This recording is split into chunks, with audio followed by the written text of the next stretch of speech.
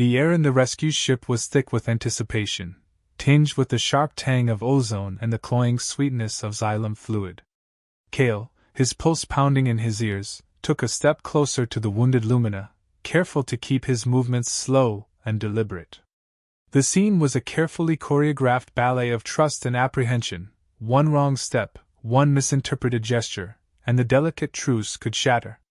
Before him, Lumina was like something out of legend, a creature of myth brought to life in the cold, harsh reality of Aethelgard. While Kael was forged by this planet, his body adapted to the cold and the dark, Lumina radiated a completely alien air. Her skin, a gradient of blues, seemed to reflect the aurora in its depths, and her hair, the color of nebulae dust, cascaded around her face, framing features that defied easy categorization. Her cheekbones were high and pronounced, her chin delicately sharp, and her lips possessed a subtle curve that hinted at a capacity for both laughter and sorrow. But it was her eyes, those luminous violet pools, that held Kael captive. They seemed to peer directly into his soul, conveying a depth of emotion that transcended language. Kael knew he couldn't simply assume Lumina understood him. Years of interacting with desperate scavengers and ruthless Reavers had taught him the importance of clear, unambiguous communication.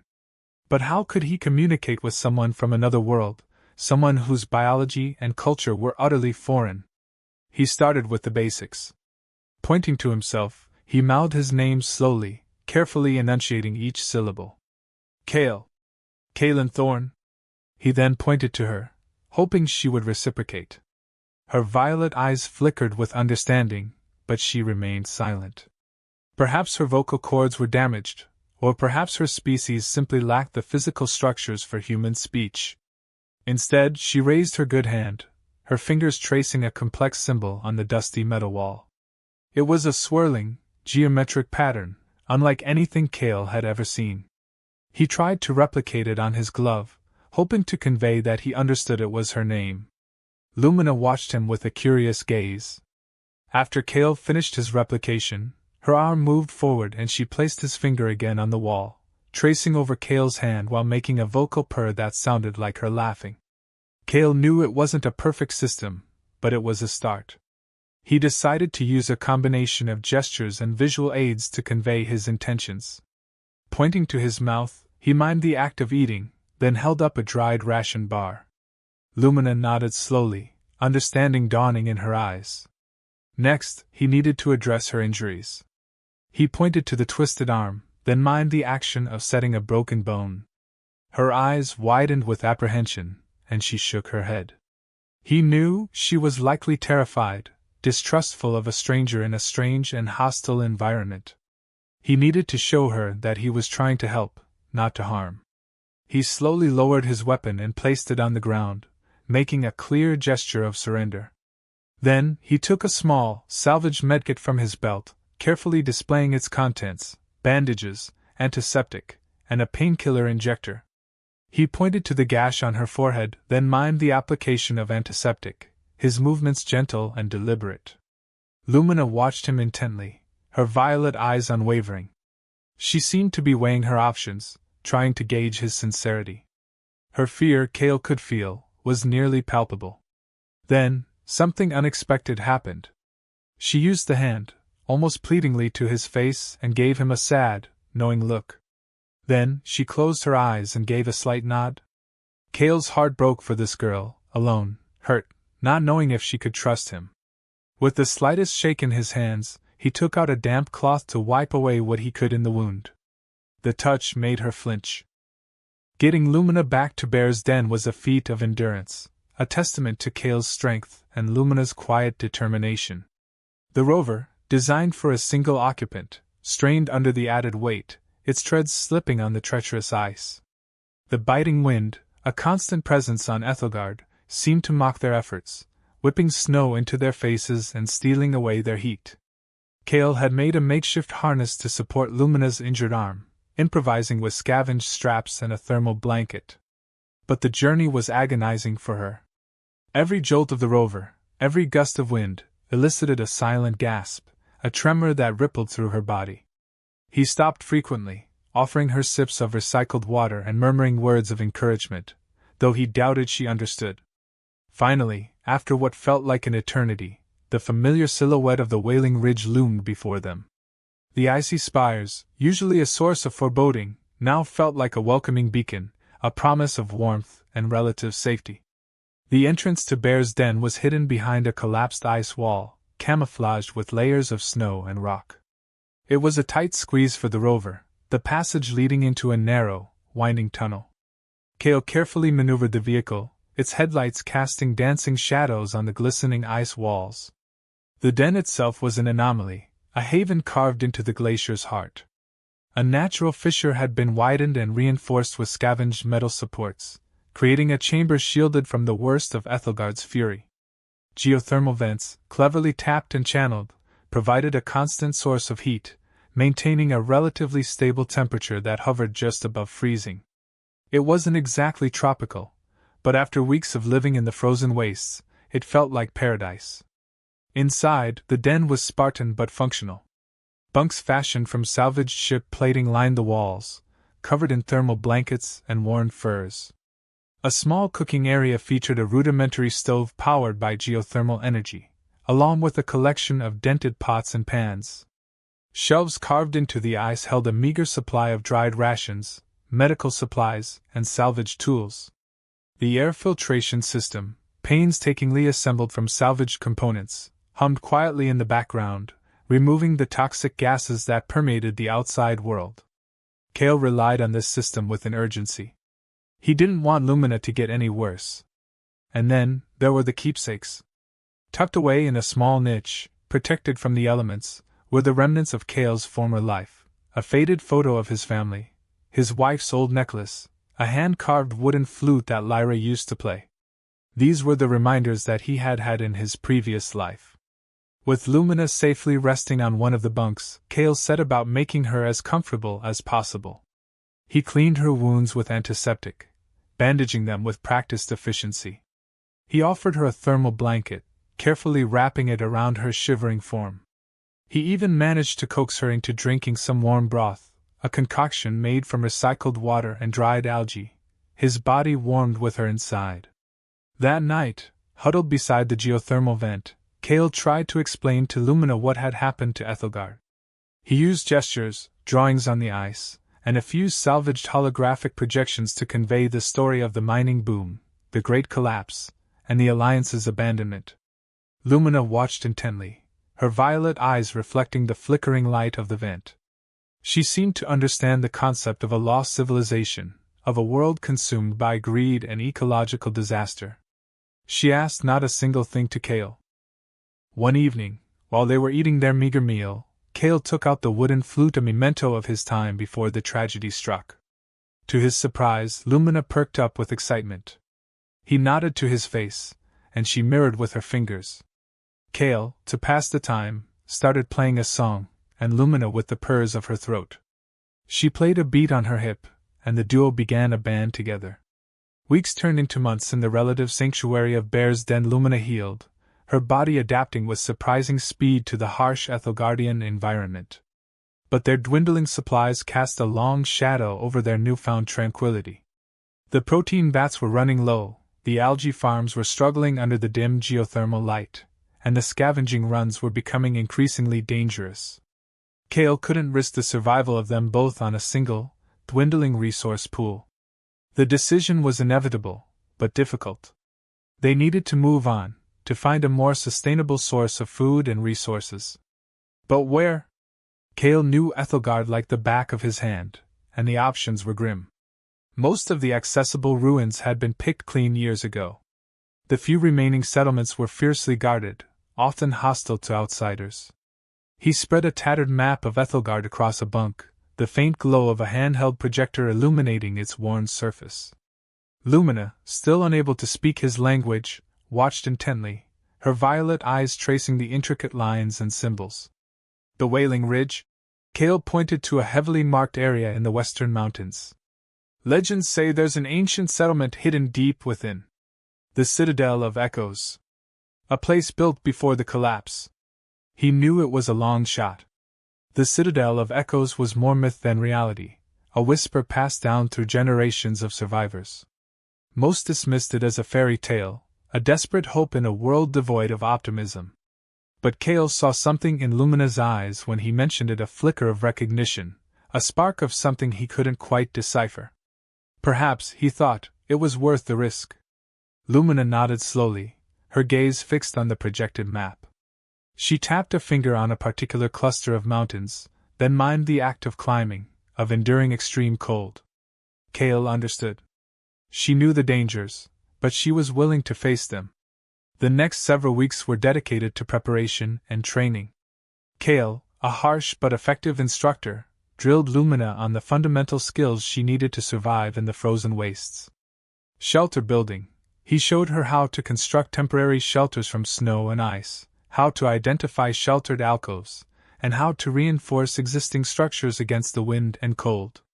Heat sources. He taught her to locate geothermal vents, to build efficient fires using scavenged fuel, and to identify the signs of hypothermia.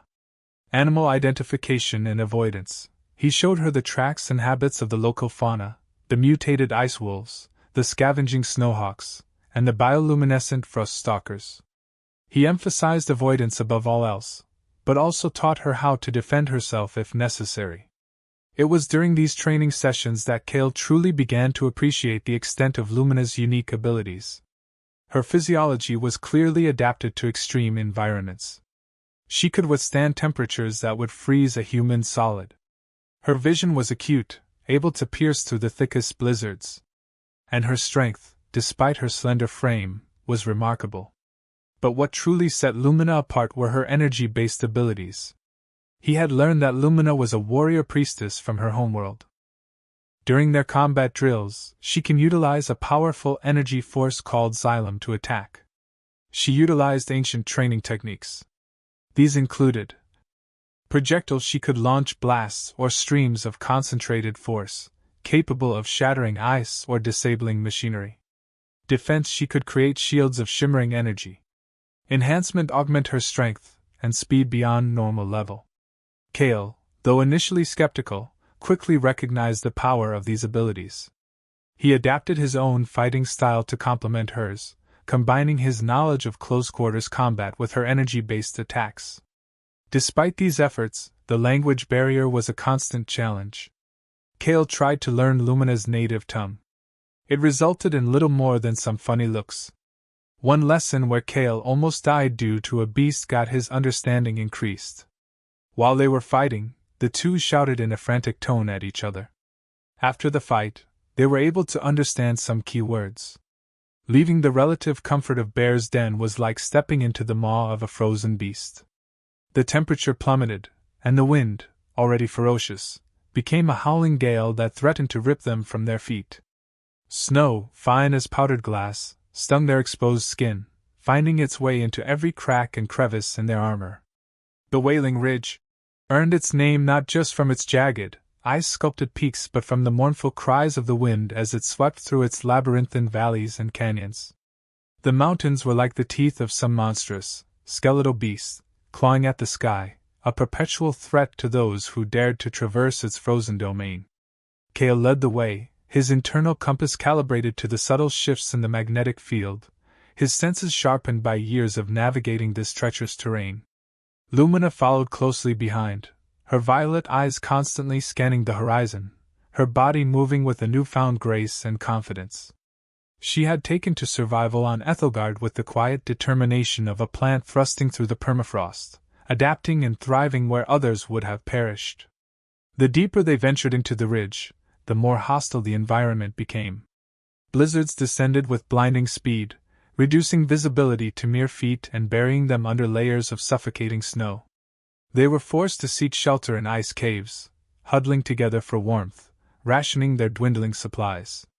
Kael took up the first watches. As she slept, she saw him stare ahead, his mind lost somewhere in the endless expanse of the blizzard. One day while they were walking along the ridges, they found it. They found signs of them, the ones that Kael thought were only stories to scare people, the Reavers, the scavengers. Kael felt a surge of adrenaline coursing through his veins. The tracks were fresh, almost no snow over them. The tales of the Reavers were horrific, gangs of desperate survivors who had abandoned all pretense of morality, preying on the weak, looting and murdering for scraps of food and technology. They were said to be brutal, merciless, and utterly devoid of human compassion. Kael had always dismissed them as campfire stories, but the evidence before him suggested otherwise. He quickly changed his approach. He taught Lumina how to camouflage, hide and become invisible in the wastes. They were going to be taking this seriously. He looked at her, worried about what would happen if the Reavers found them. Her eyes had no fear, instead, what he saw was a surge of eagerness. As they cautiously pushed deeper into the canyon, they started to smell it. Death. The decay of old bio-waste, a few bodies and a pile of used medical supplies. People were here, and they were not in a good condition. It was clear that the Reavers had been here. Kael and Lumina moved forward. He was getting close. He could feel it. They had to find where these Reavers were and take them out. During the journey, Kael had let her guard down. He was ready to tell Lumina what happened to his family. As they were getting to know each other, there were moments where Lumina would try to act a certain way that she thought Kael would be. It became clear that she idolized him to a certain extent. Before all of this, my wife, Enio, was a researcher. A botanist.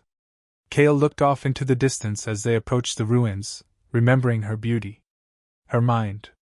He smiled and soothed the memory before he continued. During the collapse, she was a leader, a protector, a brilliant woman in the worst of situations. She always looked at the best in anything. Tears started welling up in his eyes.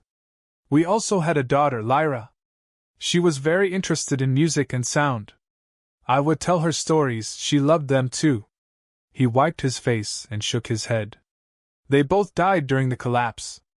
Kael's face grew sullen. Lumina's face did what it could to return sympathy. It felt strange coming from her, almost alien, but Kael appreciated the effort. They continued on. The Wailing Ridge finally yielded, opening into a wide basin carved into the heart of the mountains.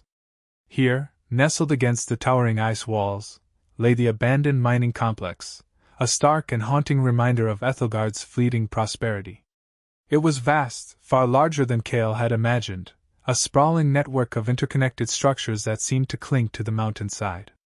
Buildings of shimmering crystal and reinforced polymers, now cracked and fractured, cast long, skeletal shadows across the snow-covered basin. The network of pressurized tunnels and magnetic levitation rails, once a vital artery of the complex, lay in twisted ruins, choked with ice and debris. But what struck Kael most was the silence. It was a silence so profound, so absolute, that it pressed against his eardrums like a physical force. It wasn't the natural silence of the wilderness, the quiet hum of the wind or the gentle crunch of snow. It was a heavy, oppressive silence, a silence that swallowed sound and stifled breath. The journey into the basin was torturous, and as slow as the snow fell. Kael and Lumina proceeded with extreme caution, their senses heightened, their pulse rifles raised. The only sounds were their own breathing and the crunch of their boots on the snow-covered ice. Even the wind seemed to hold its breath, adding to the eerie stillness. As they drew closer to the main complex, they began to notice subtle details that hinted at a darker story. Patches of ice stained crimson, frozen blood and bodies laid everywhere. Shattered windows and twisted metal revealed signs of a brutal struggle. The silence, previously just oppressive, now felt malevolent, as if the very air was holding its breath in anticipation. Kael picked up a corroded datapad near a broken airlock. He managed to power it on, revealing a series of fragmented logs and images. The datapad belonged to a security officer from the Aethelgardian Consortium, a man named Vorin. His last message: "They came in the night. Silent as the ice itself. We fought, but they were too many." More logs showed of the Reavers' brutality. As Kael scrolled through them, he couldn't help but feel like he was going to be sick. He stopped and stared off at the sky before proceeding.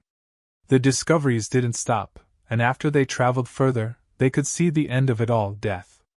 Corpses with holes in their skulls, some with markings that showed some form of ritual, and then some more. What was going on here? Kael shuddered his head. So this is what happened, is it? The desolation of the mining complex weighed heavily on Kael. He felt the familiar despair creeping in, the nagging sense that they were searching for ghosts in a graveyard. The sight of the dead was beginning to chip away at Lumina's resolve, too. So they had to leave, and fast. We have to move on, Kael said to Lumina. Lumina looked down. She seemed sad that more couldn't be recovered and that they weren't enough. Kael sighed. Hey, he tapped Lumina's head and gave her a smile. Lumina returned that smile with a nod. Despite the ominous atmosphere, the need for supplies was paramount. Kael decided to check one last area, a vast network of ice caves rumored to have been used for storing processed Krillium. He warned Lumina to stay close to the entrance, promising to be back within the hour. The air in the caves was noticeably warmer, thick with the oppressive humidity of the geothermal vents. Bioluminescent fungi cast an eerie glow on the ice walls, illuminating strange and distorted formations. Kael moved cautiously, his pulse rifle raised, his senses on high alert. He found a storeroom, its reinforced door partially collapsed, a jumbled mess of supplies spilling out into the tunnel. Rations, medical supplies, tools, a treasure trove of the essentials they desperately needed. As Kael moved to haul the bags back, a change fell on the caverns. It started as a low rumble, a tremor that resonated through the ice.